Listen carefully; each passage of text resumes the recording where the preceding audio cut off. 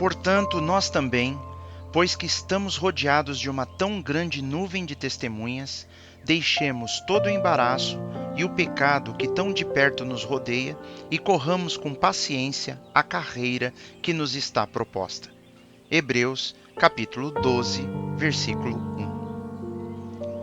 1. O autor da carta aos Hebreus está dirigindo-se a nós cristãos, incentivando-nos a perseverar na fé e a nos desfazermos dos pesos que nos impedem de progredir espiritualmente.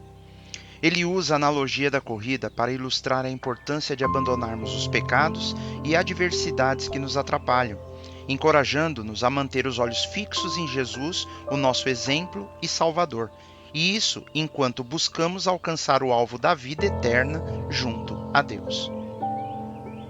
Quando decidimos iniciar a nossa caminhada espiritual, é como se dessemos o primeiro passo numa grande maratona de fé. É uma corrida de resistência, onde enfrentamos desafios diários que podem nos desviar do caminho certo. Às vezes, nos sentimos cansados e sobrecarregados pelos pesos deste mundo e pelas ciladas do pecado ao nosso redor. É importante entendermos a seriedade do pecado, como a palavra nos alerta sobre como o coração humano é enganoso. Devemos olhar para o exemplo de pessoas de Deus na Bíblia que escolheram seguir ao Senhor de todo o coração, mesmo em meio às lutas e adversidades. Mas temos que reconhecer que a nossa própria força não é suficiente para vencermos tais obstáculos. Precisamos da ajuda do Espírito Santo, buscando em oração e mergulhando nas verdades da palavra do Senhor.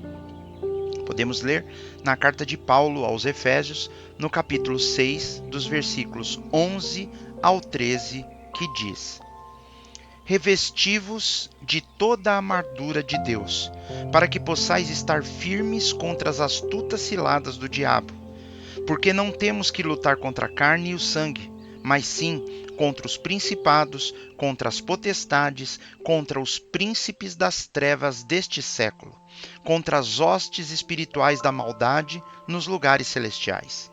Portanto, tomai toda a armadura de Deus para que possais resistir no dia mau, e havendo feito tudo, ficais firmes.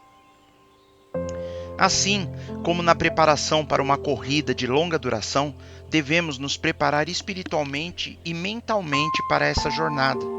Temos que estar junto de irmãos que fortaleçam nossa fé e perseverarmos em oração, nos revestindo de armadura espiritual, daquela armadura completa de Deus.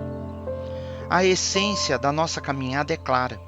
Para alcançarmos a vitória nessa corrida de fé, precisamos nos desfazer dos pesos e das armadilhas do pecado que nos impedem de avançar. O Senhor nos mostra o caminho para a vitória, mas é nossa responsabilidade aceitar e aplicar esses princípios no nosso dia a dia.